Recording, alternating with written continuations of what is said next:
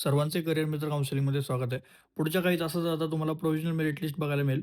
ही provisional merit list नक्की कुठे check करायची, तुमचा प्रोव्हिजनल मेरिट नंबर कुठे चेक करायचा आणि या लिस्टमध्ये नक्की काय बघितलं पाहिजे, काय चुका यामध्ये होऊ शकतात. त्यामध्ये मग तुम्ही ग्रीव्हन्सेस पिरियड 3 दिवसाचा असतो, त्यामध्ये कोणी जावं, फायनल मेरिट लिस्टमध्ये काय फरक असतो आणि शेड्यूल 4 ही एक वेगळी पी-सी-एम आणि पी-सी-बीची सेपरेट मेरिट लिस्ट असते. ते नक्की काय असतं, या सगळ्या संदर्भात आज आपण या व्हिडिओमध्ये माहिती घेणार आहोत.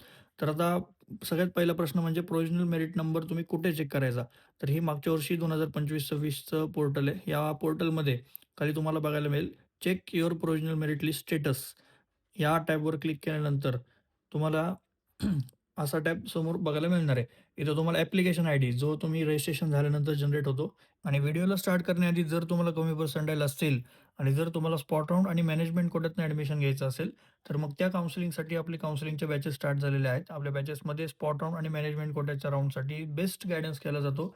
स्पॉट राउंड आणि मॅनेजमेंट कोट्याच्या गाईडन्समधून आपल्या काउन्सिलिंगमध्ये प्रत्येक वर्षी 10, 20, 30 पर्सेंटाइलला किंवा 70 पर्सेंटाइलला व्ही-आय-टी, 88 पर्सेंटाइलला सी-ओ-ई-पी अशी अनेक उदाहरणं आहेत, ज्यांना कमीत कमी पर्सेंटाइलमध्ये खूप चांगले कॉलेजेस लागलेले आहेत. मग यासाठी काय स्ट्रॅटेजी असते, तर स्पॉट राउंडमध्ये कुठल्या कॉलेजला गेलं पाहिजे, कुठल्या कॉलेजचा फॉर्म भरला पाहिजे. ॲट अ टाईम बऱ्याच कॉलेजेसमध्ये राउंड सुरू असतात. मग त्यामध्ये कुठल्या कॉलेजला तुम्ही टार्गेट केलं पाहिजे.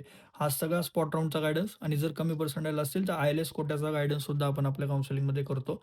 जे की कुठेच तुम्हाला बाकी ठिकाणी बघायला मिळणार नाहीये. आणि त्या व्यतिरिक्त जर तुम्हाला कॅप राउंडचा सुद्धा गाईडन्स हवा असेल, तर कॅप राउंडसाठी पर्सनलाइज 1 टू 1 काउन्सिलिंग होऊन जे ऑप्शन फॉर्म तुम्ही स्क्रीनवर बघताय असा आपला ऑप्शन फॉर्म असतो. त्या ऑप्शन फॉर्ममध्ये प्रत्येक कॉलेजचा डी-टी कोड असेल किंवा प्रत्येक ब्रांचचा चॉईस कोड असेल, हा तुम्हाला दिलेला असेल. यानुसार तुम्हाला ऑप्शन फॉर्म भरताना सुद्धा फार मदत होईल. त्यानंतर प्रत्येक कॉलेजचा कट ऑफ म्हणजे महाराष्ट्रातले सगळे 354 कॉलेजेसचे कट ऑफ तुम्हाला बघायला मिळतील. 99 पर्सेंटाइलपासून 0.009 पर्सेंटाइलपर्यंत कट ऑफ आपल्या कॉलेज लिस्टमध्ये आपण दिलेले आहेत. जेणेकरून तुम्हाला कमीत कमी पर्सेंटाइलला सुद्धा चांगली ब्रांच कुठल्या ना कुठल्या कॉलेजमध्ये आपण लावून देऊ शकतो.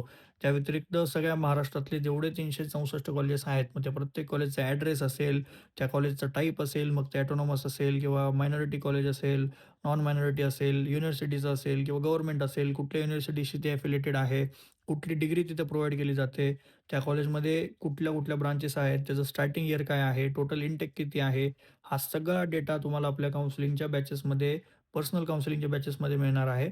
फक्त ₹799 आपल्या बॅचेसची फीज आहे.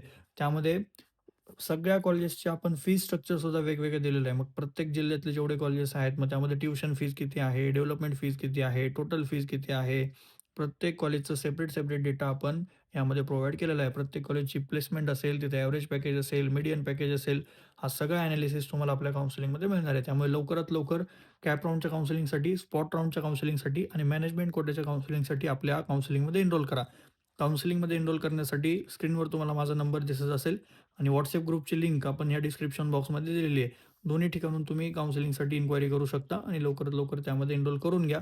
जेणेकरून तुम्हाला पुढे स्पॉट राउंड आणि मॅनेजमेंट कोट्यातनं किंवा कॅप राउंडमधनं चांगल्यातलं चांगलं कॉलेज अलॉट होईल. इथं EN25 दिसतं, इथं तुम्हाला EN26 दिसणार आहे यावर्षी आणि खाली तुम्हाला फक्त बर्थ डेट मेन्शन केलेली जी काही असेल तुमची, ती बर्थ डेट फक्त इथं तुम्हाला मेन्शन करायची आहे. सबमिट केल्यानंतर डायरेक्टली तुम्हाला तुमचा प्रोव्हिजनल मेरिट नंबर दिसणार आहे. आता इथं सगळं जे महत्त्वाचे इन्स्ट्रक्शन्स आहेत ते दिलेले आहेत. मग एस-सी, एस-टी, एन-टी कॅटेगरीसाठी जर तुमचं कास्ट व्हॅलिडिटी असेल, नॉन क्रिमिलेअर असेल, त्याची जर तुम्ही रिसिप्ट अपलोड केलेली असेल, तर मग तुम्हाला ते कॅप राउंड 4 पर्यंत ओरिजिनल डॉक्युमेंट तुम्हाला सबमिट करायचं आहे. जर तुम्हाला काही चेंजेस करायचे असतील तुमच्या या फॉर्ममध्ये, तर 3 दिवसाचा तुम्हाला ग्रीव्हन्सेस पिरियड भेटणार आहे. 23 तारखेपासून ते 25 तारखेपर्यंत ही मुदत दिलेली आहे. या तारखेमध्ये तुम्ही जे काही चेंजेस तुम्हाला करायचे असतील, ते तुम्ही यामध्ये करू शकता. आणि फायनल मेरिट लिस्ट असणार आहे 27 तारखेला. आता मेरिट नंबर नक्की कसा असतो, त्यामध्ये काय असतं, तर हे तुम्ही स्क्रीनवर बघताय. स्क्रीनवर आपण मागच्या वर्षीचा जो आपला विद्यार्थी आहे, त्याचं हे मेरिट लिस्टचं सर्टिफिकेट आहे. यामध्ये तुम्हाला 2 टाइपचे प्रोव्हिजनल मेरिट लिस्ट बघायला मिळणार आहे. एक तर पी-सी-एम ग्रुपची प्रोव्हिजनल मेरिट लिस्ट वेगळी आणि पी-सी-एम आणि पी-सी-बी हे कंबाईन त्यामध्ये त्याला आपण शेड्यूल 4 म्हणतो. ही मेरिट लिस्ट आणि ह्याचा मेरिट नंबर वेगळा असतो. हा सगळ्यात आधी आपण हे जे शेड्यूल 4 आहे, हे नक्की काय आहे आणि ते कशासाठी असतं ते बघून घेऊ.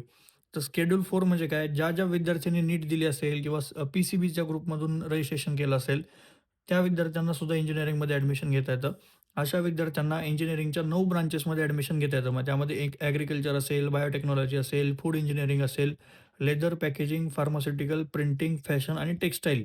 एवढ्या अशा या 9 ब्रांचेस आहेत आणि 9 ब्रांचेसमधल्या बाकी सब ब्रांचेस आहेत. या ब्रांचेसमध्ये जर ॲडमिशन घ्यायचं असेल, तर शेड्यूल 4 याची ही रँक फॉलो केली जाते. मग शेड्यूल 4मध्ये पी-सी-एम आणि पी-सी-बी दोन्हीचा स्कोर बघितला जातो आणि त्यानुसार ही वेगळी मेरिट लिस्ट असते आणि या ब्रांचेससाठी त्या शेड्यूल 4च्या मेरिट लिस्टचा वापर केला जातो. त्यानंतर आता एक्झॅक्टली मेरिट लिस्ट असते कशी हे आपण बघू. मेरिट लिस्टमध्ये महाराष्ट्रामध्ये जेवढ्या विद्यार्थ्यांनी कॅप राउंडसाठी रजिस्ट्रेशन केलेलं आहे, या सगळ्यांचे तुम्हाला डिटेल्स यामध्ये बघायला मिळतील. सगळ्यात अधिक मेरिट नंबर 1. मेरिट नंबर 1चा अर्थ काय? ज्याला 100 पर्सेंटाइल आहेत, त्याचा तुम्हाला मेरिट नंबर 1 बघायला मिळेल. मग सेपरेट बॅचेसचा, सेपरेट शिफ्ट्सचा तुम्हाला 100 पर्सेंटाइलच्या विद्यार्थ्यांचा तुम्हाला नॉर्मलायझेशन करून ही मेरिट लिस्ट बघायला मिळणार आहे. त्यामध्ये EN नंबर दिलेला असतो.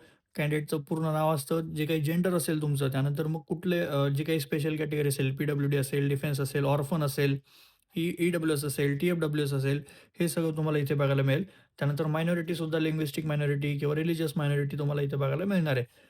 त्यानंतर सी-ई-टीचा स्कोर असतो, पी-सी-एम, पी-सी-बी सगळ्याचा आणि त्यानंतर एच-एस-सी असेल, एस-एस-सी असेल, सगळ्याचा तुम्हाला स्कोर इथे बघायला मिळतो.